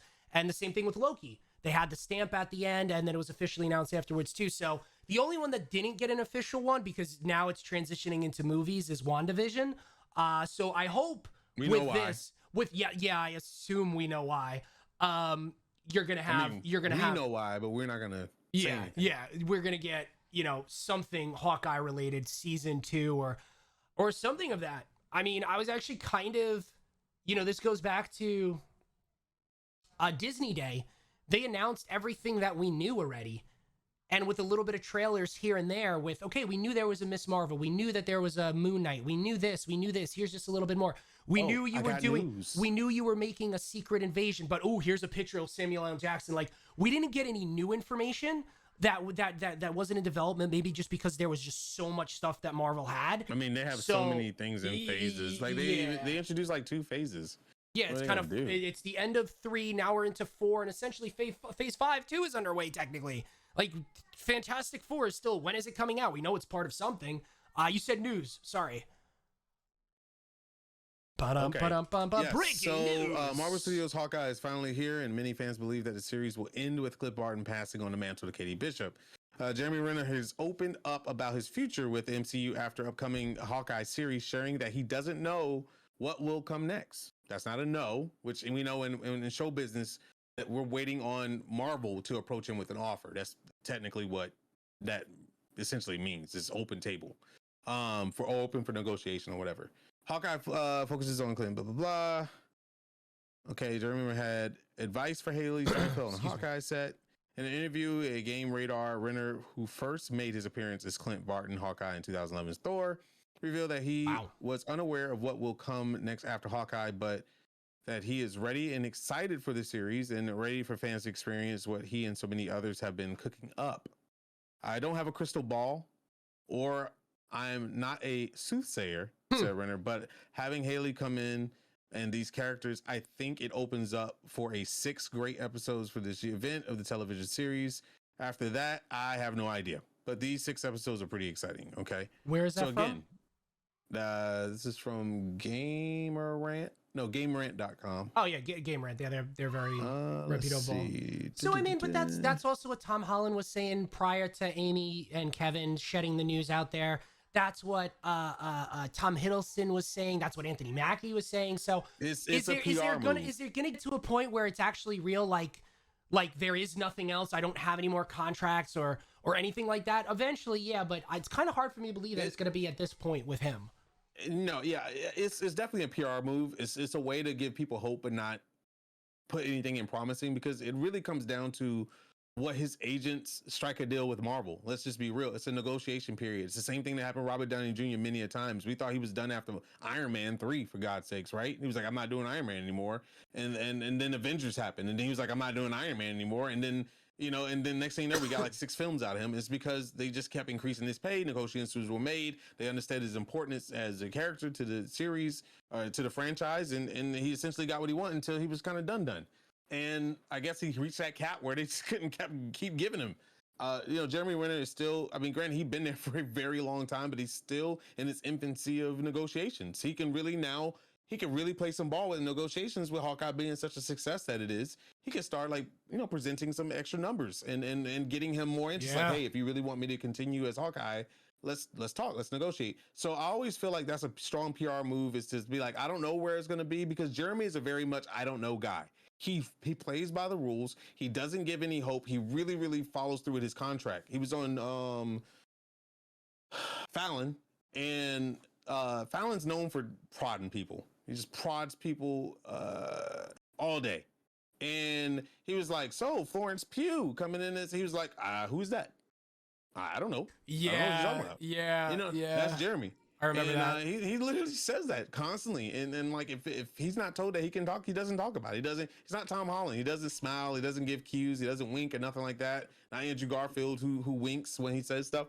It's literally Jeremy Renner saying like, hey, I'm a very mature person. I've been in this game for a long time. Let's talk about my current movie, or my current series that's coming out that's not Marvel. Like that's him. And I believe that Marvel is probably negotiating with him. It's like, hey, these six episodes was a huge success. We want to get you and Haley back in for another 6 episodes, and we'll go from there. They're probably on that. We'll go from there, thing, because there's so much planned, So I think that's where we are. I think Jeremy is really, really starting to shine. I don't think he shined enough in any of the Avengers movies. He was there, but he was just there. He was like a sidekick at the end of the day. And I think now people are getting emotionally attached to this character, and you can't rip them away. You can't rip him away right now. We just invested in him, So I think we're good. TLDR, I think we're good on that. I hope so, because he's doing a bang up job. There's too many unanswered questions for him to be just gone. Like, there's too many. Yeah. And Haley Steinfeld, Katie Bishop is just too fresh. Yeah, she's not ready. To just been given the mantle. So she still doesn't even know how to make trick arrows. Episode series, I don't know, but this is 6. Yeah, she doesn't even know how to make trick arrows yet. No. No. So she doesn't even know how to emotionally handle loss. That is also true. Yeah, like there's she's very, very fresh. And I think it's great. What was the line that Yelena said in when they were sitting down? It's like, it's like my first trip, like girls' night, like New York City, like that. Night, thanks for the girls' night. She's so good. And the macaroni. I love how she exits. She throws it on the floor. She's like, all right, peace out. And then she just goes backwards, and the same thing with the in her apartment too. It's good. It's cute. It's so funny back and forth with them, because she was just like, good, I don't have to kill you. She's like, you're funny, Katie. I like that. She's like, I could have killed you before you got. She's like, yeah, before even the door probably closed, right? Like, they just going back and forth. Yeah, why do you keep on saying my full name? I want you to know I know a lot about you. I was like, oh God, it's so good. She was like, you have a 3.8 GPA, and blah blah blah blah, and that was so good. Okay, I got it. Yeah. it was like I said, Florence Pugh, being such a young actor that she is, just the talent, the casting that I've just never heard of these people. I mean, I know if they've been around, and I've seen, like, I go back and I research, like, oh, does she play this and that? But it was never like a prize role. And like, Marvel's just opening the door to so much talent out there, and really putting them in the spotlight. And what better way to do it than be in a Marvel film? Yeah. I mean, like, you've made it if you hit a Marvel film, honestly. Like, very true. So many jobs are going to open up, and there's a good and a bad to it. It's sad to see if like one job offers more, but I think Marvel's always going to be the one that's going to be like, oh, you're going to go do this show? How about extra $1 million on top of that? you know. So They just I can. think they're in a position where like Disney and Marvel are just smiling from ear to ear, and now all they have to worry about is their Star Wars series. Speaking of which, remember how we talked about Star Wars Eclipse? Oh, And yes. how I said Quantum is no, thank you. Yeah, people feel the same. Let me bring this There's boycotts and all kinds of stuff going on about it, and nobody wants that racist ass company doing anything related to Star Wars, because Star Wars is a celebration of culture, honestly. And it's something that everybody can relate to and everybody has a place in. And I mean, they even involve like alien races that are complementary of races and like in our real daily life. I can only imagine the amount of turmoil and damage they can do to the series by allowing them to continue to make that video game without a refreshing of the studio in general. So I think yeah, Matt, you Baki. might have more Yeah, information on it. so you know what? I remember when we talked about this last week or the week before. Oh, last week because of the Game Awards. You brought it up, and I vaguely remember the whole discussion around something around Quantic Dream, and I just couldn't remember what it was. And I yesterday the article was posted by IGN. Gregory Yang. It was updated yesterday too. So why hashtag blackout Star Wars Eclipse is trending on Twitter, and they go into it. So in 2018, reports from 3 separate French news outlets made accusations that Quantic Dream fostered a workplace culture for racism, sexism, and homophobia. Which they put in Detroit Become Human, by the way. Studio head David Cage and executive producer Julien de some French name with an F, were at the center of these allegations. Cage allegedly had a certain attitude towards female employees, told dirty jokes, and had inappropriate remarks about female actors in his games, as well as homophobic and racist remarks. However, Cage since that, blah blah blah blah blah blah blah. So now you have Star Wars Explained, Ben McDonald, like massive check mark, Molly Damon, huge Star Wars fans and prominent figures within the entertainment industry saying that we are blackout Star Wars Eclipse. Star Wars should have nothing to do with this type of culture, or at least if David Cage and this other guy is involved, because they don't want to put the fault on the employees that are there. So everything that you said, and like I said, I was I forgot I'm not naive. I couldn't think of the word, but I'm saying I had no idea. I didn't remember what it was exactly about, and this just goes in, and I'm very interested to see how Disney and Lucas Games are going to respond. Because after reading all that stuff too, I agree. Yeah. I don't want them to lose it because of the hard workers that are there. I do want the 2 head honchos. They need to refresh it. Yeah. What they need to do is they need to have a white glove clean sweep of all these studios. I'm talking about from Sony, Santa Monica Studios, Blizzard, Activision, right down to the most indie studio possible that has any kind of reins on licenses that have meaning, and do a clean sweep. They need to look in the files. They need to talk to employees. This is something that needs to be a common practice. HR's human resources of these companies need to be refreshed and looked at, interviewed, investigated. Like, all this stuff needs to happen because this trend is becoming too trendy to just see in the news that every studio has these stupid ass problems that are just completely consistent and nobody's feeling safe. It's just how it is. But we knew that Quantic Dream was a piece of shit. Sorry, my French. But they are, and the fact that they holding on to a license.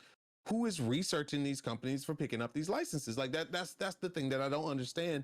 It's like, why doesn't these multi-million-dollar, billion-dollar, gaming companies not hire somebody to actually go out there and do an actual reporting and investigation of said people picking up these licenses and get to know who the hell's picking up, things that are very meaningful to people, because it's only going to hurt everybody in the end, workers included.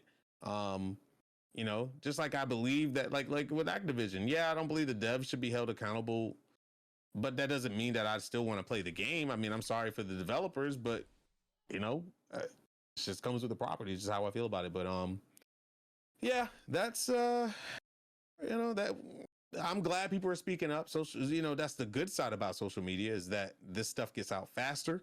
Yeah.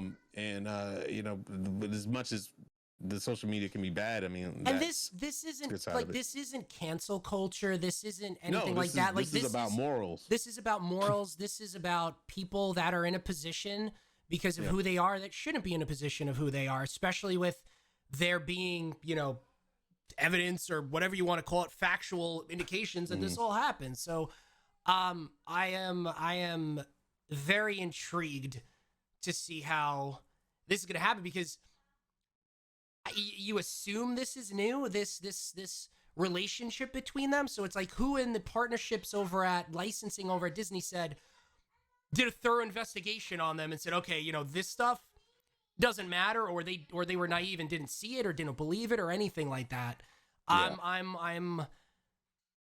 It's going to be an interesting thing, not only now, but in the future as well. What these big licensed franchises and names and are going to be doing when you hear about these studios. Like, you gotta hold them accountable, man.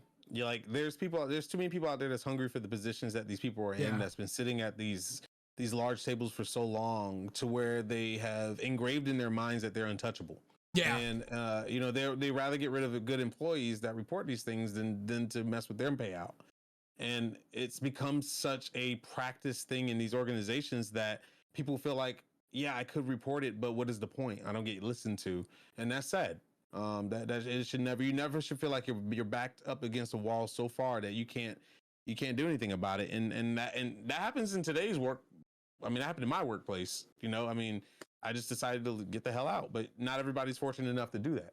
So here's some news actually too. I know a little bit lighter than that subject, but it has been officially reported.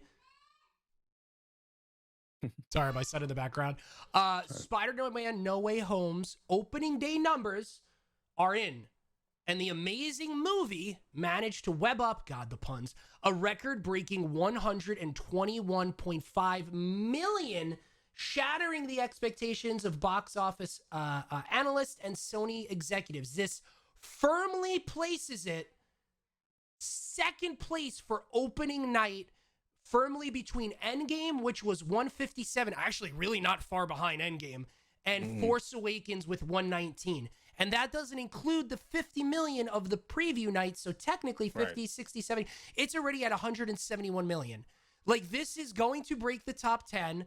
That means Disney will have 8 of the top 10 movies of all time revenue-wise, which was crazy in the top 10. How many of those movies were comic book movies? And this is going to be...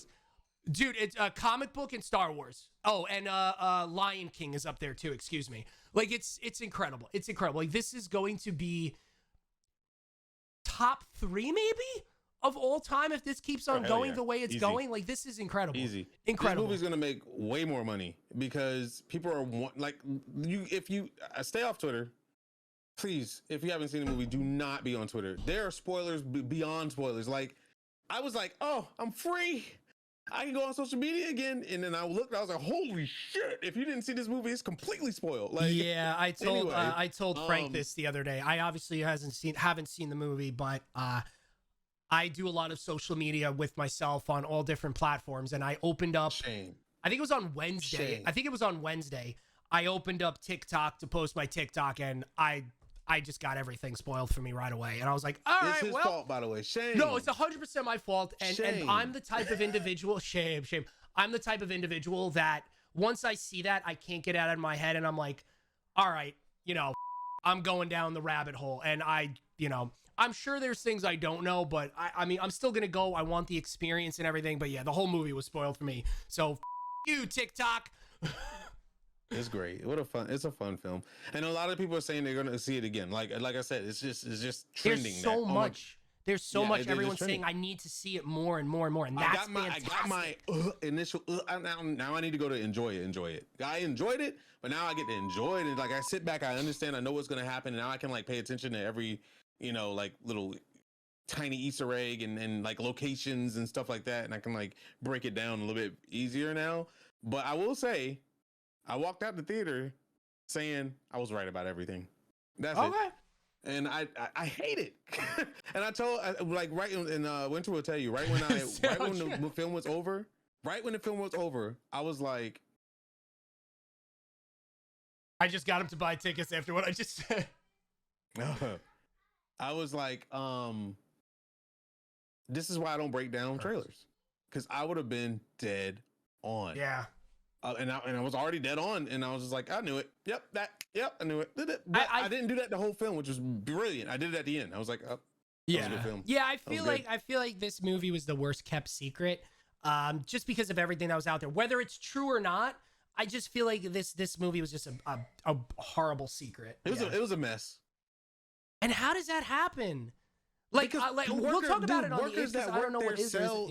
They have internal workers that sell fucking leaks and shit. No, but like I'm thinking before, like whether or not these are true or not.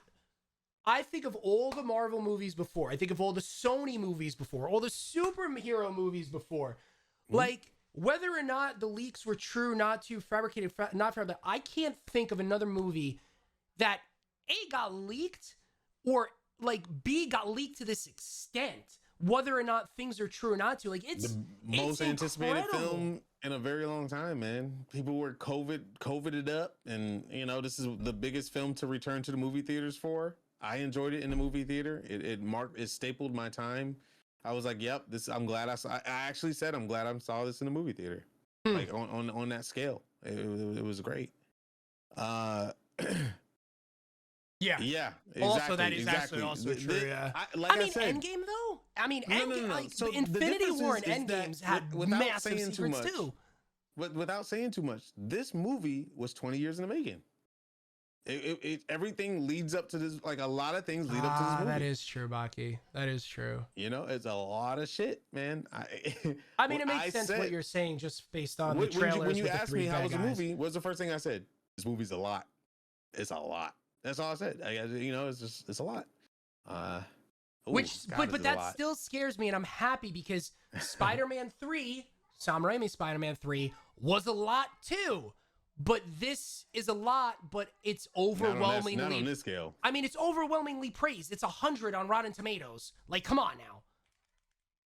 Is it still 100? Actually, I'm actually intrigued right now. Is it still 100? I think people that hate Marvel films love this movie.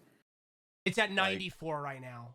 Yeah, but as the audience scores it a 99 though. Tomato Eater 94, 99. Right, as the audience, as the reviews expand, the percentage. I mean, that's just how numbers work. The percentage will drop, of course. Yes. Over time, but anyway, good ass. I hate MCU films, and I still. Ooh, why do you not like MCU films, Baki? I'm intrigued. Because Baki is I've known Baki for a while. Baki is a very he has a very choice palette. Let's just put it that way when it comes to films. Yeah, everyone has their preference. Everyone has their different flavor ice cream. Everyone has it. Too kid-like, no death usually, no wait. I got to ask you then. Do you like Zack Snyder films then? Don't I gotta ask, because everything you're saying is don't there. Ask any more questions. You're gonna get into spoilers or potential spoilers. No, not Marvel related. I can yeah, but yeah, no, I just those 3 points specifically. If you don't like that Marvel because of that, not going into Marvel movies. My question is because DC has been toned dark and heavy with those specific scenarios outside of Shazam. Do you like them more then? That's my question to him. I'm sorry. Okay. So anyway, sorry, Fred. I think, and correct me if I'm wrong, Baki, you like the hot dog scene in Snyder Cut. Anyway. Yeah! You hate that scene for so many reasons. Oh my goodness. Shit. Winter. What was I gonna say? With that, like I said, I think they're going down that road. I mean, Morbius, good lord, Morbius, whatever, is looking very promising. It's looking promising. That movie should be rated R, in my opinion. Is it even rated yet? I don't think so. I think it's probably NA. Morbius movie rating. Oh, actually, I said this before when you had a PG-13. I said this before. Someone also said in the chat, it may have been Lars. I could be wrong. Apologies if I'm wrong. When is DC going to take cues from Marvel? it has now been rumored, and there's a like heavily weighed rumored by the right people that Wonder Woman is supposed to make appearance in Fury of the Gods, which makes sense. Old gods, new gods, Shazam, Fury of the Gods. Maybe that's the way that they start doing crossovers properly. I don't know. Just a tidbit of DC rumors there. Hold up. He's rallying my Marvel nerves right now. When something happens before they change that, but when shit happens in Marvel movies, it's almost never has no weight in the next movie. Okay, so the blip didn't have no weight. Anyways, let's not even how much disconnected bullshit DC has done lately. What weight do they carry of a curse that they can't fucking figure out a movie? How many Batmans we got? How much did his parents death? Anyway, let me just stop. Anyway, Blip is not the only one. But I won't go into any details about anything. I kind of like this. Anyway, I need more of this. Because Marvel can put out more films that have more budget. Anyway. Pull me in for discussion. Boy, don't get me started on that shit. Oh my God. 2022 is gonna be a fun year. Which Batman win? Which Batman you flipping a coin on? Which one? No, Bucky and Frank knows, and Chad knows. Like, I'm a huge DC fan. Superman's my go-to. I love DC, and just like everything is wrong with it. And it's they're bro. I am shooting for DC. No, me too. Believe me, I am rooting for them hardcore, man. Wait. I'm actually kind of angry. And actually, Chad, I'd like to get your opinion on this. So it has now come out that, hold on, wait for it. Big thing. The Batman steals, there's new Batman steals that have released in Empire, I think it was.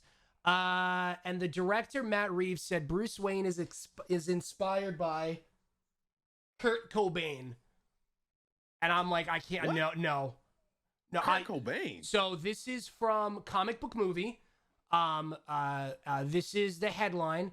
The Batman stills released as director Matt Reeves says Bruce Wayne is inspired by Kurt Cobain. 2 new stills from the Batman have been released, while director Matt Reeves and star Robert Pattinson have shed some light onto just how different this version of Bruce Wayne is going to be. When I wrote, I listened to music, and as I was writing the first act, I put on Nirvana's Something in the Way, director Matt Reeves said. That's when it came to me that rather than make Bruce Wayne the Playboy version we have seen before, there's another version who had gone through a great tragedy and become recluse. So I started making this connection to Gus Van Zant's Last Days, and the idea of this fictional version of Kurt Cobain being in this kind of decaying manner. Robert Pattinson goes on to say Bruce has been hiding away. He's not really a socialite at all. He's building all these little contraptions and things just with Alfred, and even Alfred thinks he's gone insane. Okay, that's intriguing the way they put it that way. Just reading the headline of Kurt Cobain gets me a little scared. That's a little interesting, though, take on Batman. Where he's not a millionaire playboy, he's a little recluse, tragedy of his parents kind of getting to him. He could have just not brought out Kurt Cobain. Super emo. Like, yeah, this is the damaged goods of a tragedy that we're getting as Batman, who hasn't discovered his moralistic values or his way of life that he wants to pursue. Mm-hmm. He's just pure rage and anger. I would have accepted that. Why you got to bring up my man? I mean, you see that in the trailer where you see Zoe, a Catwoman, no like, this guy's beating down somebody. He's not holding back. Like, does he have that breaking point? So I would love a broken Batman. I think that's great. I think it fits more with the comic book Batman than anything. But at the same time, see how it plays out in March. You know what? I'm not gonna knock it till we see it. Yeah, it's just simple as that. I really hope that Robert Pattinson takes a very interesting approach to this Batman and doesn't bring any other character that he's worked on in the past. Actually, and really goes a really dark, gritty route. Yeah, and which you've got out of the trailers. Which actually, this is another movie. Talk about spoilers and leaks. There's been so many test screenings that there's so much information coming out about the movie, and you know, there's now been rumors about Joker, them testing one with a specific scene and without a specific scene. Like, Come on, man! Like this is DC being DC or Warner Brothers being Warner Brothers. Like, ugh. Get your act together. Wait, kills it? Do you think he killed it in Harry Potter? Anyway, sparkly fingers. Yeah. The trailers look good, but you can't base anything on trailers because we've been burned by the trailers. But you know, he does kind of look cool and the voice, but we'll see. We'll see. The last trailer was fantastic with the Riddler, the coffee cup, everything. But bro, I saw a this is a dirty meme. Don't put this on a highlight rare drop. Did you see that meme on Twitter where Robert Pattinson and Katie, what's her name? Something Stewart. Oh, Kristen Stewart, yeah. Was in the sex scene. He was like, "You about to get this diamond dick." It was a penis that was diamond.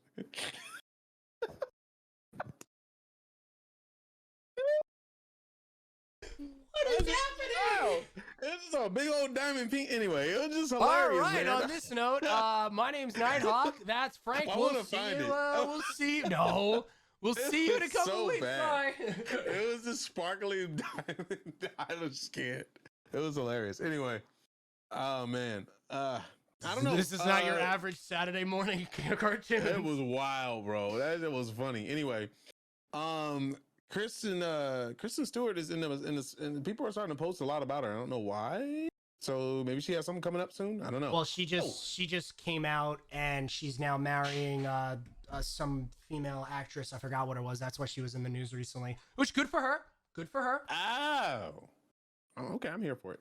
Agreed, Rocky. Quick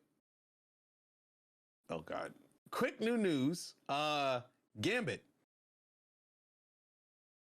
Remember how we just manifested Gambit? We were like, why doesn't Gambit get anything that he needs and wants in life? And why is he just not getting anything? Well, there's a new series coming out in 2022, a comic book series, not a show yet, of Gambit. And it's being worked on. Let's see, I think I got information. Chris Claremont is returning to Marvel for a new Gambit series and illustrated by Sid Kotian, yeah. Expected in 2022, yeah. Yeah. The #1 cover is dope, by the way. Yep, I'm super excited for that. I can't wait because Gambit is dope as hell. And if it does well, we can probably, if fans, the way Marvel Studios seems to be working it, if fans start to scream about it, they start working on it. So hopefully we see a Gambit series. I would not mind at all if Gambit is one of the first, if not the first X-Men that's introduced in the MCU. That would make my day. I think he's a perfect, Gambit and Rogue would be perfect to be introduced in the MCU first. I don't think they need to take the route of Wolverine. I don't think they need. I mean, Storm would be dope, but I think Storm. Hey, buddy, look at him. Look at a little Matt. Huh? Yeah. Do you see his hat? He has Spiderman on his hat. He loves Spider-Man. Who's your favorite superhero?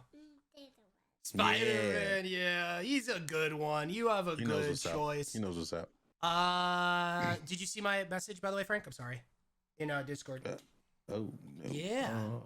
Yeah. See. What do you have on your bed every night? Do you have the biggest Spider-Man pillow in the world that you sleep with? Yeah. He also tries to climb up the walls. We gotta stop that. All right. Who knows? He might be up there. Yeah, no, Daddy's keyboard. Yeah, that's work. All right, buddy. We're closing up here, and we're gonna say bye, okay? And then we're gonna play. Say bye. Say bye, everyone. Oh my God. All right. Everybody's ovaries and. All right, I'll be right there. Everything else is popping right now. Minutes, buddy. Thank you. What a cutie. He has such cute kids. Matt has the oil factory, man. He makes cute kids. Get on board. I have no idea how I got so lucky with both my son and my daughter. So they're so cute. Yeah. They're adorable. Anyway, I appreciate everyone understanding too, especially you. Yeah. Yeah. We're gonna wrap it up so Matt can get to his cuteness because you can't let the cutes go too long without daddy. But yeah, Thank you, Gambit Frank. and Rogue, I'd be down for them to show up in, as the first introduced X-Men. I mean, hopefully the comic book series brings enough attention to Gambit that they take the plunge and go a route that they normally wouldn't go with, like introducing like Wolverine or somebody like that. But anyway, other than that, you guys got homework coming up. Keep an eye out on some upcoming comics that you want to discuss from chat. We're going to be implementing new features in 2022 Yes. to where you are going to be controlling the show essentially. So you come up with comics and stuff that you want to go over, characters that you want to go over, and we'll do extensive talks about it. I think it'll be really fun. Instead of us writing the show every time, maybe once a month you could write the show. Oh yeah. Yeah. Upcoming things to pay attention to is Hawkeye. Watch the series if you haven't watched it. Make sure you watch the new series, the season finale on Wednesday. If not, after Wednesday, we won't have a show until January, so you have plenty of time to do it. Make sure you also watch Spider-Man No Way Home, because it's fantastic. Watch it a couple times if you need to. Follow the Twitter, please. Follow the Twitter. We need to start being better about that. Follow the Twitter if you can get the link in there. Yep, I'm gonna. Hawkeye's done next Wednesday, or this Wednesday, excuse me. Just the first season, the season finale. They haven't introduced the season 2 yet, but I'm pretty sure we're gonna get that. Yeah, go follow us on Twitter. This is the direct link for it. I'll spam it a couple of times because I like to spam. Well, good, Baki. Bring that next year. We're gonna be like opening the show up once a month to you guys to kind of run the show, and we just go over what you guys are interested in the day before, and then we'll work on it for the next. I mean, the show before, and then we'll work on it the next show. Yeah, we're gonna be a lot more active on there. We're gonna get more content out there, daily / weekly outside of just the show itself.